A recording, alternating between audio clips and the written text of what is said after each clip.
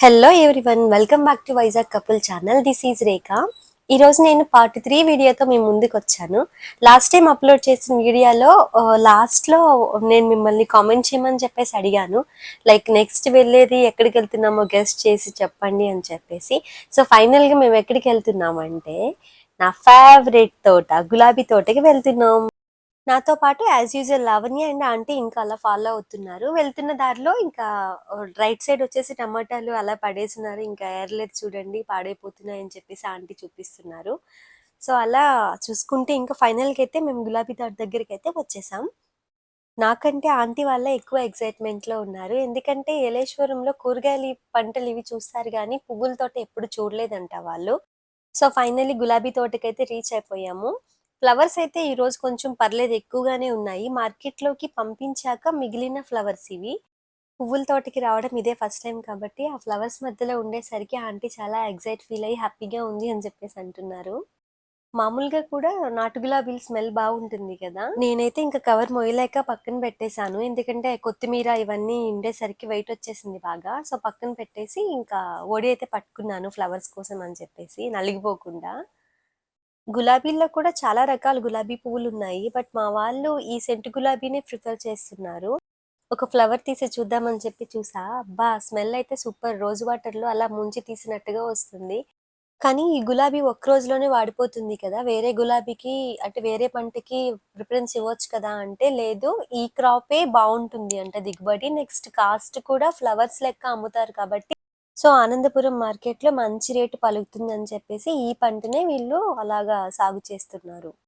Workers కూడా 4:00కి వచ్చి flowers అన్ని తీసి వెంటనే ఆనందపురం మార్కెట్‌కి పంపించేస్తారంట. వర్కర్స్ కూడా ఎర్లీ మార్నింగ్ 4:00కి వచ్చి ఈ ఫ్లవర్స్ అన్ని తీసి వెంటనే ఆనందపురం మార్కెట్‌లోకి పంపించేస్తారంట. అంత పొద్దున్న పడుకొని లేవడం కష్టం. ఒక్క రోజైతే ఓకే. బట్ రోజు ఎర్లీ మార్నింగ్ లేచి ఫ్లవర్స్ అన్నీ కలెక్ట్ చేసి మార్కెట్‌లోకి వేయడం అనేది కష్టమైన పనే కదా పాపం వాళ్ళకి. ఎర్లీ మార్నింగే ఎందుకు వెళ్ళాలి, నార్మల్ టైం చూస్ చేసుకోవచ్చు కదా అంటే లేదంట. వాళ్ళకొచ్చేసి ఎర్లీ మార్నింగే ఫ్లవర్ ఫ్రెష్‌గా ఉంటుంది కాబట్టి ఎక్కువ కాస్ట్ పలుకుతుంది. లేట్ అయ్యే కొద్దీ కాస్ట్ ఇంకా తగ్గిపోతుంది కాబట్టి యాజ్ సూన్ యాజ్ పాసిబుల్ వాళ్ళు ఇంకా ఎర్లీగానే వాళ్ళు మార్కెట్‌కి ఫ్లవర్స్ అనేవి హ్యాండ్ ఓవర్ చేయాలి. మొత్తం 32 సెంట్స్‌లో ఈ తోట ఉంది. నిరంతరం ఆదాయం ఇచ్చే సాగు ఈ గులాబీ తోట అని చెప్పేసి చెప్తున్నారు. నేనైతే నాకు కావాల్సినవి మరి నచ్చిన ఫ్లవర్స్ అయితే తెంపుకుంటున్నాను. ఫ్లవర్స్ కూడా ఇంత ఎండలో వాడిపోకుండా పర్లేదు, కొంచెం బాగానే ఉన్నాయి. బట్ మళ్ళీ మార్నింగ్ అయ్యేసరికి ఫ్రెష్‌గా అయిపోతాయంట ఈ ఫ్లవర్స్. కొంచెం ఫ్లవర్స్ లాగా కాకుండా మొగ్గల్లాంటివి తీసుకెళ్తున్నాను. ఎందుకంటే ఇవి వాటర్‌లో ఏసినా మళ్ళీ ఫ్లవర్స్ అయిపోతాయి. మళ్ళీ నేనింకా ఓన్లీ ఫ్లవర్స్ ఏరుకున్నాననుకోండి, ఇంకా వైజాగ్ ఎళ్ళేసరికి అవి ఇంకా రెక్కలు పెటల్స్ ఇవి ఊడిపోతాయి కాబట్టి బెటర్ నేనింక మొగ్గలే తీసుకెళ్తే బెటర్ అని చెప్పేసి అవే నేను ఏరుకుంటున్నాను. బట్ ఇంకా ఓడైతే ఫుల్ అయిపోతుంది. ఒక సైడ్ నుంచి ఏస్తుంటే ఇంకో సైడ్ నుంచి పడిపోతున్నాయి కిందకి ఫ్లవర్స్.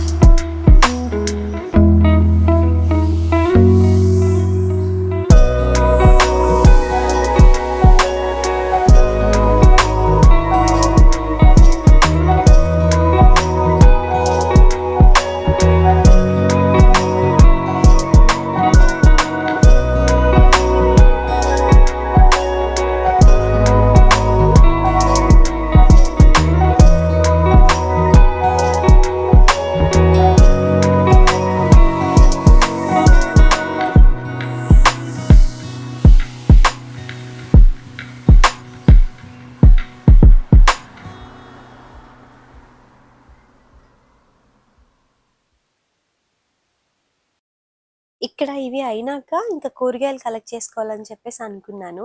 అవి బెండకాయలు, వంకాయలు ఇంకా ఏవైతే కూరగాయలు మనకి అవైలబుల్ ఉంటే అవి తీసుకుందామని చెప్పి. ఎందుకంటే దొండకాయ పాదులు, క్యారెట్లు కూడా పండిస్తున్నారు వీళ్ళు. కాకపోతే కొంచెం దూరం నడవాలంట. ఈవినింగ్ టైమ్ చూసుకొని ఇంకా అవి కవర్ చేద్దాంలే అని చెప్పేసి అనుకున్నాను. బట్ టైమ్ అంతా ఈ లాస్ట్ టైమ్ వీడియో లాగే ఈ ఈసారి కూడా ఇక్కడే స్పెండ్ చేసేసాను. ఫ్లవర్స్ కూడా చాలా మంచిగా ఉన్నాయి కదా అని చెప్పేసి మా వాళ్ళు కూడా ఇంక అక్కడే టైమ్ స్పెండ్ చేస్తున్నారు. కదలట్లేదు నాకులాగే. నేను కొంచెం మొగ్గల్లాగా తీస్తున్నాను కాబట్టి తెలియట్లేదు ఫ్లవర్స్ ఏరుతున్నా. అంత దూరం ట్రావెల్ చేసి వచ్చాం గదా! ఇంక అప్పటికే ఇంక సగం ఎనర్జీ అయిపోయింది ఆల్మోస్ట్. ఉన్న ఎనర్జీ అంతా ఈ రోజ్ గార్డెన్‌లోనే అయిపోయింది. ఫ్లవర్స్ కూడా ఎక్కడ ఖాళీగా కనిపించకుండా ప్రతి ప్లాంట్‌కి 4-5 ఫ్లవర్స్ దాకా ఉన్నాయి. దీనివల్ల కొంచెం ఈరోజు ఎక్కువ ఫ్లవర్స్ ఉన్నట్టు అనిపిస్తుంది. ఉన్న ఫ్లవర్స్ కూడా గుత్తు గుత్తులుగా ఉన్నాయి. ఒకటే దగ్గర 3-4 ఫ్లవర్స్ దాకా ఉంటున్నాయి. సో, దానివల్ల గార్డెన్ మొత్తం ఫుల్‌గా ఫ్లవర్స్ ఉన్నట్టు కనిపిస్తుంది. ఆపోజిట్ సైడ్‌లో కూడా ఫ్లవర్స్ ఎక్కువగా ఉన్నాయి. అటు చూపించని చెప్పేసి నాగేంద్రకి చెప్తున్నాను. చూడండి అసలెంత ఎక్కువగా ఉన్నాయో ఫ్లవర్స్ అయితే ఈసారి.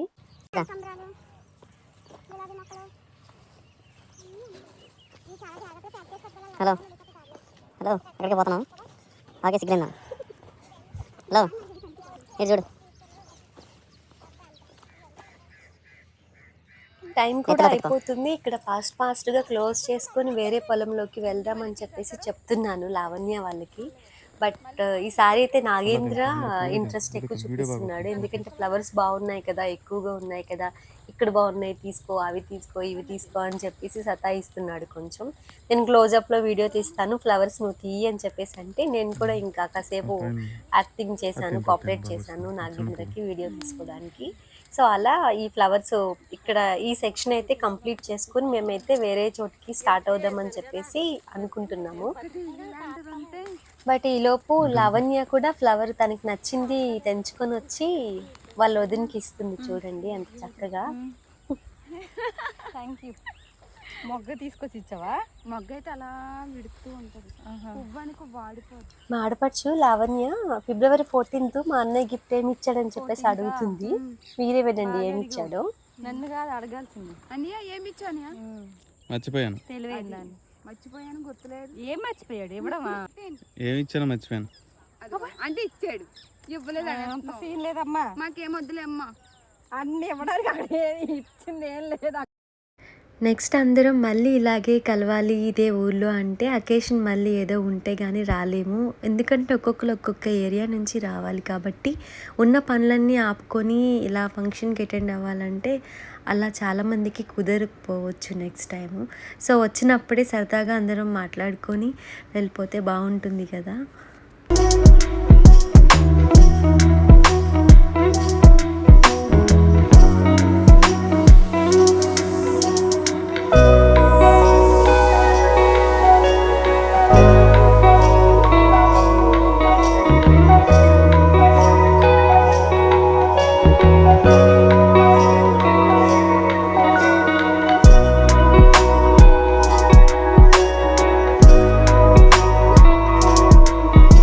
నేను కూడా ఒక చిన్న మొక్క ఏమైనా దొరికితే తీసుకెళ్దామని చెప్పి అనుకున్నా ఇంటికి. బట్ మొక్కలన్నీ పెద్ద పెద్దగా ఉన్నాయి. చిన్న పిలకలాగా ఏం దొరకలేదు. సర్లే నెక్స్ట్ ఇంటికి వెళ్ళేలోపు ఎక్కడైనా కనిపిస్తే మనం తీసుకెళ్దాంలే అని చెప్పేసి స్కిప్ చేశాను. బట్ నేను ఏరిన ఫ్లవర్స్ నా ఒడి నిండిపోయి చేతిలోకి వచ్చేసాయి. ఇంకా చాలులే అని చెప్పి నాకే అనిపించి ఇంక అక్కడి నుంచి స్టార్ట్ అవుదామని చెప్పి ఇంకా ఫ్లవర్స్ అన్ని తీసుకొని స్టార్ట్ అవ్వడం అయితే అయ్యింది. ఇంకా తెచ్చుకున్న కవర్‌లో వేశాను. వేసేలోపు ఇంకా లావణ్య, ఇంకా ఆంటీ వాళ్ళు ఉన్నారు కదా! వాళ్ళు కూడా ఏరారు కాబట్టి ఇంకా జనరల్‌గానే కంపేర్ చేసుకుంటాం కదా! మీరెన్ని ఫ్లవర్స్ ఏరారు, నేనెన్ని ఏరాను అని చెప్పేసి చూపించమని చెప్పేసి అడిగారు వాళ్ళైతే. వాళ్ళిద్దరున్నారు. నేనొక్కదాన్ని ఉన్నాను కదా! ఎంత ఏరినా కనిపించదు కదా! దట్ టూ నావి పువ్వులు కాదు మొగ్గలు కాబట్టి ఇంక కనిపించవని చెప్పేసి వాళ్ళింక కామెంట్ చేస్తున్నారు. బట్ వేసినప్పుడైతే వాళ్ళు చూసారు నేనెన్ని ఏరానని చెప్పేసి. నేనైతే ఇదిగో ఇలాగా కొన్ని ఫ్లవర్స్, కొన్ని మొగ్గలివి తీసుకున్నాను. నెక్స్ట్ ఇంకా ఎక్కడికి వెళ్ళాలి అని చెప్పేసి లావణ్య ప్లాన్ అడుగుతుంది. దొండపాదు చూడ్డానికి వెళ్దామా, క్యారెట్లు చూడ్డానికి వెళ్దామా అంటే ఇంక ఇక్కడి నుంచి అక్కడికి నడిచి వెళ్ళేసరికి మనకి చీకటి అయిపోతుంది కాబట్టి అది అయ్యే పని కాదు. ప్రెజెంట్ ఉన్న దగ్గరే మనకి ఏమున్నాయో అవి కలెక్ట్ చేసుకొని ఏరుకొని వెళ్ళిపోదాము అని చెప్పేసి అన్నాను. సరే అని చెప్పేసి వాళ్ళు కూడా అన్నారు. మొత్తానికైతే సంచి సర్దుకొని బయలుదేరాను. ఆంటీ వాళ్ళు ఏరుకున్న సంచి చూపిస్తున్నారు. చూడు మేము ఎంత తక్కువ ఏరుకున్నాము అని చెప్పేసి. అబ్బా అదేం కాదు, మీకంటే నేనే తక్కువ ఏరాను, మీరిద్దరు ఏరారు నేను ఒక్కదాన్ని ఏరాను కదా అని చెప్పేసి షాక్ అయ్యి చూస్తున్నాను. బట్ వాళ్ళే ఎక్కువ ఉన్నాయి.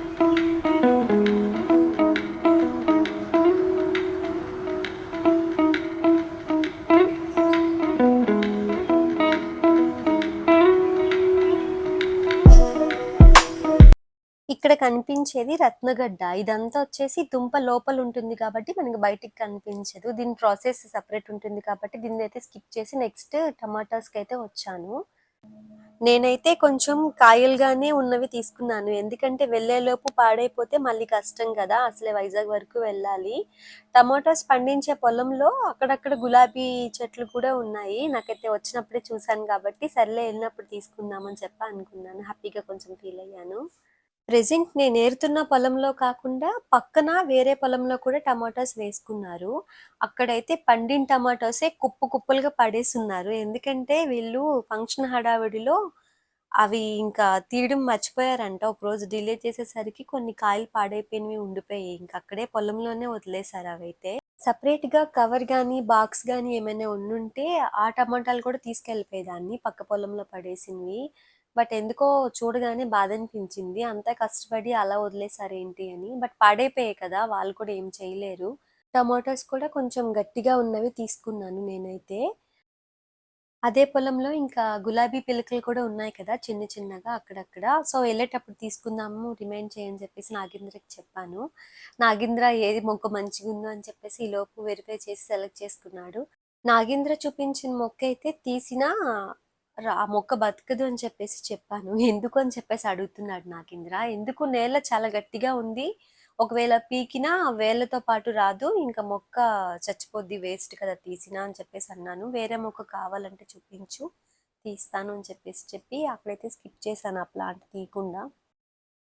ఇంకా నాతో పాటు ఆంటీ వాళ్ళు కూడా ఒక గులాబీ మొక్క పిలక ఉంటే తీసి దాన్ని ఏలేశ్వరం తీసుకెళ్దామని చెప్పి ప్లాన్ చేసుకున్నారు. అటుపక్క ఆంటీ ట్రై చేస్తున్నారు ఆల్రెడీ ఆ మొక్క పీకడానికి. బట్ రావట్లేదు. నేల మెత్తగానే ఉంది కానీ ప్లాంట్ అలాగా వేలతో పాటు కిందకి పాతుకుపోయి ఉండేసరికి రావట్లేదు ఆ మొక్క. నేనైతే ఈ టమాటోస్ మొత్తం ఏరినాక నెక్స్ట్ ఆ వర్క్ పెట్టుకుందాంలే అని చెప్పేసి కాసేపు హోల్డ్ చేశాను.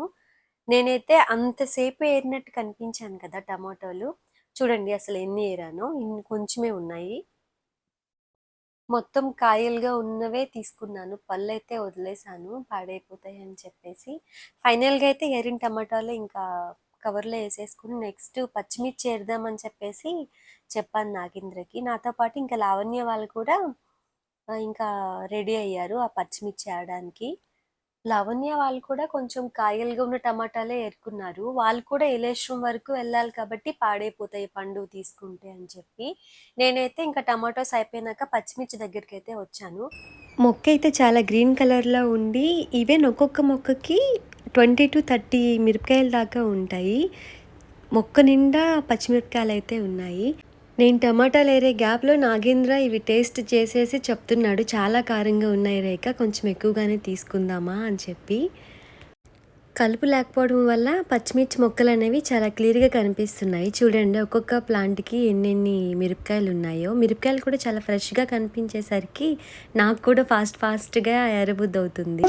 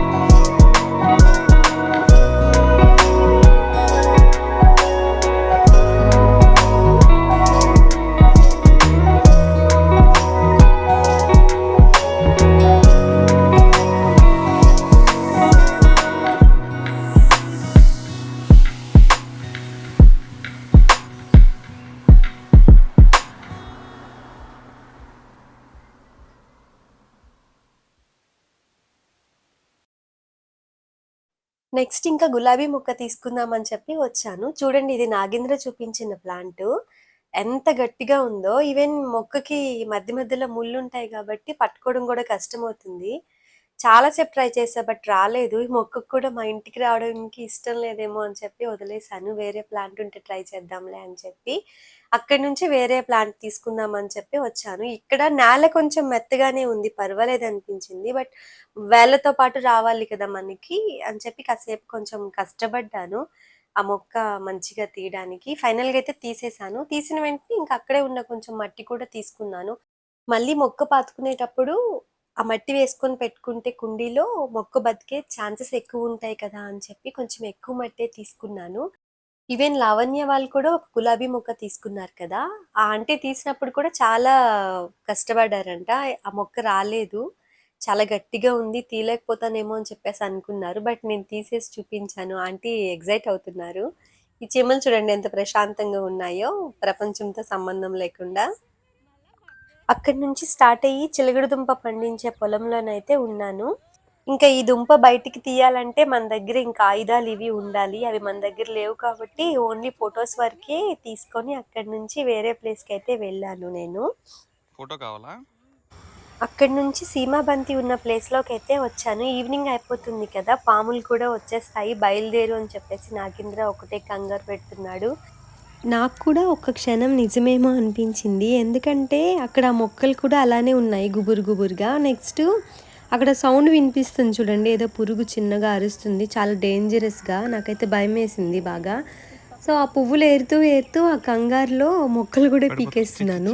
అదిగో పీకేసాను. ఈవెన్ పీకేసాను గానీ ఆ మొక్క ఎంత బాధపడిందో పాపం. నేనే వచ్చాను. లావణ్య వాళ్ళు రాలేదు. ఎందుకంటే ముందుగానే భయపడిపోయారు. అవంతా చెట్లు ఇంకా సౌండ్ అదంతా విని. ఇంకా నేనే వచ్చాను కాబట్టి ఇంకా ఫ్లవర్స్ అన్నీ ఏరుకొని రిమైనింగ్ వెజిటేబుల్స్ ఇవి కలెక్ట్ చేసుకోవాలి కదా ఇంకా అని చెప్పి అక్కడి నుంచి అయితే స్టార్ట్ అయిపోయాను.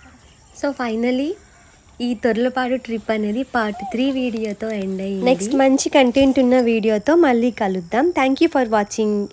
సబ్స్క్రైబ్ చేయకుండా ఛానల్ చూస్తున్న వారు ఎవరైనా ఉంటే please do subscribe for more videos.